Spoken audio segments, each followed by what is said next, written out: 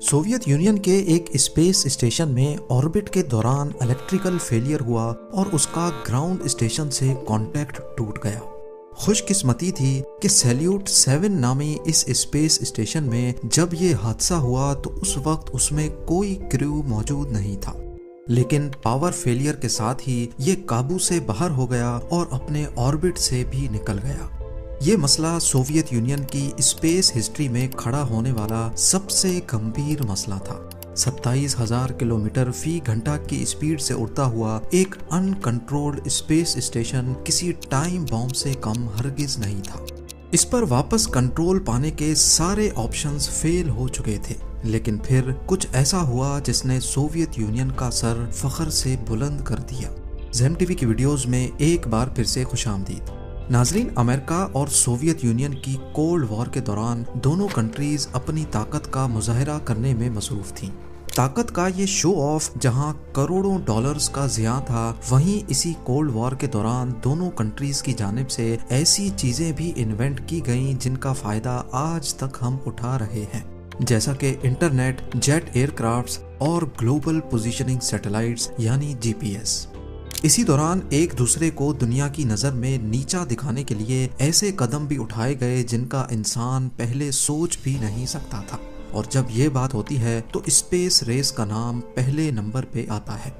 दोनों कंट्रीज एक दूसरे से इतनी ज्यादा पोजेस हो चुकी थी कि इनका मकसद ज्यादा से ज्यादा स्पेस मिशंस लॉन्च करना था।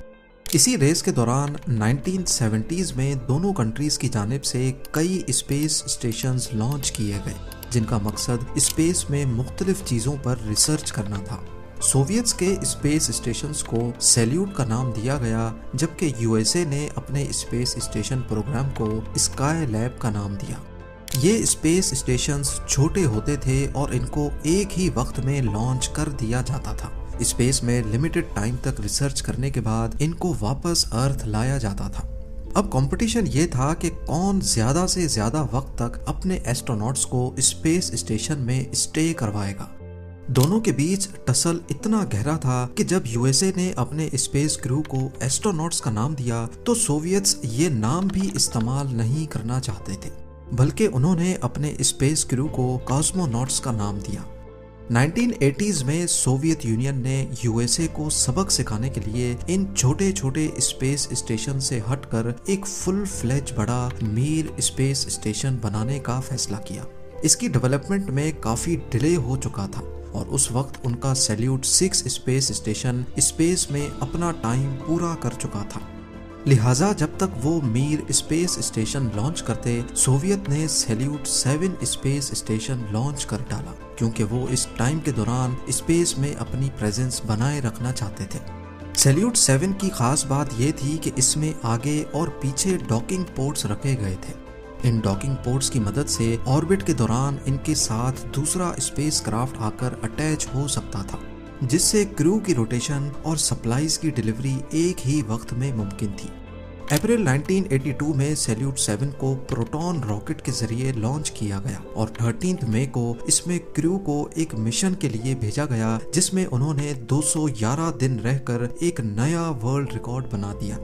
इनका टास्क 28 केजी वजनी एक रेडियो सैटेलाइट को स्पेस स्टेशन के ट्रैश एयर लॉक के जरिए लॉन्च करना था। ये किसी भी मैन्ड स्पेस व्हीकल से लॉन्च होने वाली पहली कम्युनिकेशन सैटेलाइट थी। सैल्यूट 7 का पहला साल तो कामयाब गुजरा, लेकिन उसके बाद एक एक करके रुकावटें पैदा होती गईं। 9 सितंबर 1983 को कॉस्मोनॉट्स ने एक फ्यूल टैंक में जीरो प्रेशर नोटिस किया। ये किसी भी तरह नॉर्मल नहीं था, क्योंकि जीरो प्रेशर का मतलब है कि एक टैंक बिल्कुल खाली हो चुका है। जांच पड़ताल के बाद स्पेस स्टेशन के बाहर फ्यूल लीकेज का स्पॉट ढूंढ लिया गया।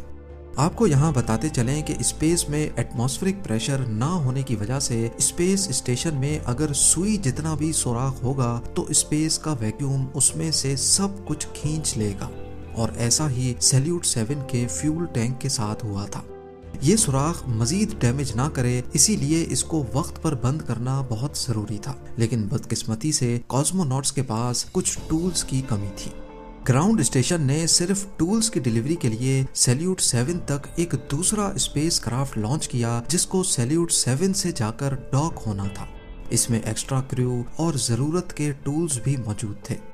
ये रिपेयर उस दौर का बहुत कॉम्प्लेक्स रिपेयर वर्क समझा जाता है, जिसमें कॉस्मोनॉट्स को स्पेस स्टेशन से बाहर जाकर वेल्डिंग करनी थी। स्पेशल टूल्स और पोल्ड वेल्डिंग की मदद से आखिरकार फ्यूल टैंक के सुराख को बंद कर दिया गया। सैल्यूट 7 की ये रिपेयर बहुत इम्प्रेसिव तो थी, लेकिन आने वाली मुश्किल इनके सुख के सांस को मुसीबत में बदलने वाली थी। 1984 में सैल्यूट 7 के कॉस्मोनॉट्स स्पेस स्टेशन को ऑटो पायलट मोड पर रखकर सोयूज स्पेस क्राफ्ट के जरिए वापस अर्थ आ गए। अब स्पेस स्टेशन की मॉनिटरिंग सोवियत ग्राउंड टीम की जिम्मेदारी थी, जो कि ये काम रिमोटली कर रही थी। कॉस्मोनॉट्स के लौटने के चंद महीनों के बाद 11 फरवरी 1985 वाले दिन अचानक सैल्यूट 7 का ग्राउंड स्टेशन टीम के साथ कांटेक्ट टूट गया। फॉल्ट लॉग्स में देखा गया तो मालूम पड़ा कि ऑर्बिट में मौजूद सैल्यूट 7 के अंदर किसी किस्म का इलेक्ट्रिकल सर्ज हुआ है। ग्राउंड टीम ने राब्ता वापस से बहाल करने के लिए सेकेंडरी कम्युनिकेशन सिस्टम एक्टिवेट कर दिया। अब सैल्यूट 7 के साथ कांटेक्ट तो बहाल हो गया, लेकिन इसके फौरन बाद एक दूसरा इलेक्ट्रिकल सर्ज हुआ और अब स्पेस स्टेशन के साथ हर किस्म का कांटेक्ट टूट गया। ना सिर्फ इतना, बल्कि वो अपने ऑर्बिट से भी हट गया, जो कि सोवियत्स के लिए एक खतरनाक लम्हा था। 16 मीटर लंबा स्पेस स्टेशन बिना किसी क्रू के बिल्कुल खामोश और आउट ऑफ कंट्रोल हो चुका था। ये खबर जब यूएसए तक पहुंची तो उनके लिए इससे अच्छा मौका नहीं था। यूएसए चाहता था कि वो अपने कार्गो बे शटल की मदद से सैल्यूट 7 को कैप्चर करके वापस अर्थ तक लाए और फिर दुनिया की नजर में हीरो बन जाए। ये काम सोवियत यूनियन भी कर सकता था, लेकिन बदकिस्मती से उस वक्त उनकी बुरान शटल पे काम चल रहा था। इसीलिए सैल्यूट 7 को कैप्चर करना सोवियत्स के लिए इम्पॉसिबल था। दुनिया की नज़र में सोवियत यूनियन इस मामले को लेकर काफ़ी लाचार था, लिहाजा उन्होंने फैसला किया कि वो 2 कॉस्मोनॉट्स के क्रू को भेजकर इसे रिपेयर करेंगे। ये काम उस सूरत में तो काफ़ी आसान होता जब स्पेस स्टेशन लाइव हो, क्योंकि इसमें लगा डॉकिंग मैकेनिज्म ऑटोमेटिक तरीके से दूसरे स्पेस क्राफ्ट के साथ जुड़ता है। सोवियत यूनियन के इरादे का मतलब था कि 27,000 किलोमीटर फी घंटा की स्पीड से ऑर्बिट करने वाले स्पेस स्टेशन को पहले मैनुअली ट्रैक किया जाएगा और फिर स्पेस स्टेशन को उसके साथ अलाइन करके मैनुअल डॉक करना होगा। और इस पूरे प्रोसेस में एक छोटी सी भी गलती भेजे गए क्रू की जान भी ले सकती है, पर इस ऑप्शन के अलावा और कोई ऑप्शन नहीं बचा था। 6 जून 1985 को सोयूज स्पेस क्राफ्ट को सैल्यूट 7 की रेस्क्यू के लिए लॉन्च किया गया। इसमें लेजर रेंज फाइंडर भी इंस्टॉल किया गया, जिससे वो सैल्यूट 7 की रेंज मालूम कर सकेंगे। कॉस्मोनॉट्स अपने साथ नाइट विजन गॉगल्स भी लेके गए, क्योंकि हो सकता है मैनुअल डॉकिंग उस वक्त करनी पड़े जब बिल्कुल अंधेरा हो। 2 दिनों तक ऑर्बिट करने के बाद कॉस्मोनॉट्स फाइनली सैल्यूट 7 के करीब पहुंच गए। सबसे पहली चीज जो उन्होंने नोटिस की वो मिस अलाइंड सोलर पैनल्स थे, जिसका मतलब था कि इलेक्ट्रिकल सिस्टम मुकम्मल तौर पे फेल हो चुका है, क्योंकि स्पेस क्राफ्ट्स में लगे सोलर पैनल्स इलेक्ट्रिकल एक्चुएटर्स के साथ जुड़े होते हैं, जो सोलर पैनल्स की पोजीशन हर वक्त सूरज की तरफ रखते हैं। लेजर रेंज फाइंडर की मदद से क्रू ने पहले खुद को सैल्यूट 7 के साथ अलाइन किया और फिर उसकी रोटेशन को अपने स्पेस क्राफ्ट की रोटेशन से मैच करके वो आहिस्ता आहिस्ता स्पेस स्टेशन के करीब जाते गए और फाइनली वो सोयूज को सैल्यूट 7 के साथ मैनुअल डॉक करने में कामयाब हो गए। अब वो मरहला आ चुका था जिसका सबको इंतजार था, क्योंकि किसी को भी मालूम नहीं था कि सैल्यूट 7 क्यों बंद हुआ था और इसके अंदर कौन सा खतरा छुपा हुआ है। डॉकिंग के बाद जब उन्होंने सैल्यूट 7 का हैच खोला तो फौरन उनको सख्त ठंडी हवा का झोंका महसूस हुआ, क्योंकि काफी अरसे तक सैल्यूट 7 का पावर लॉस हो रखा था। इसी वजह से अंदर का हीटिंग सिस्टम भी बंद था। अंदर बिल्कुल अंधेरा और हर चीज जमी हुई पाई गई। -150 डिग्री सेल्सियस का टेम्परेचर, जिसके लिए सैल्यूट 7 का इंटीरियर डिजाइन ही नहीं किया गया था। दोनों कॉस्मोनॉट्स ने गर्म कपड़े पहने और तीनों हैचेस खोलकर सैल्यूट 7 के अंदर चले गए। उनके पास एयर क्वालिटी टेस्टर भी थे, जिसमें कार्बन मोनोऑक्साइड की क्वांटिटी बहुत ज्यादा शो हो रही थी, जो इस बात का इशारा थी कि यहाँ आग लगी थी। दोनों कॉस्मोनॉट्स को सांस लेने में भी दुश्वारी हो रही थी क्योंकि सैल्यूट 7 का सर्कुलेशन सिस्टम काम नहीं कर रहा था। उन दोनों के सांस में मौजूद कार्बन डाइऑक्साइड अंदर के माहौल को और ज्यादा डेंजरस बना रहा था।